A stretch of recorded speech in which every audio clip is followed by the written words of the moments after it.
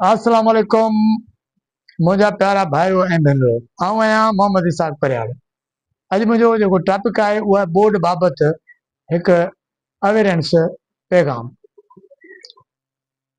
जीअं त प्यारा सिंध वासियो, अॼु मां अव्हां खे हिकु इंतहाई अहम पैगाम ॾेई रहियो आहियां। सिंध में बोर्ड अची रही आहे, पाणी तेज़ीअ सां वधी रहियो आहे। कचे में रहंदड़ सभु भाउरनि ऐं भेनरुनि खे अपील आहे त फौरन पंहिंजा घर ख़ाली करे पके इलाइक़े ॾांहुं मुंतक़िल थी वञनि। यादि रखो, माल मता बैदि में बि मिली सघे थो, पर जान न बची त सभु कुझु ख़तमु थी वेंदो।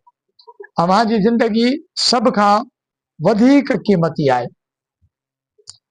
सिंध हुकूमत अव्हां लाइ कैंपूं ऐं सहूलियतूं मुहैया कयूं आहिनि, जिते अव्हां खे खाधो, इलाज ऐं रिहाइश मिलंदी। बसि अव्हां खे जल्दी क़दम खणणो आहे। महिरबानी करे पंहिंजा ॿार, औरतूं, बुज़ुर्ग खणी फौरी तौर महफ़ूज़ जॻहनि ॾांहुं वञो। देरि करण सां ख़तरो वधंदो। अल्लाह पाक अव्हां खे पंहिंजे अमान में रखे। इंशाअल्लाह वरी कंहिं नएं टॉपिक ते तव्हां सां ज़रूरु मुलाक़ात थी। तेसिताईं ॾींदो ज़ोएब अली परियाणी, मोहम्मद इसाक परियार खे इजाज़त। अल्लाह निगहबान। पाकिस्तान ज़िंदाबाद।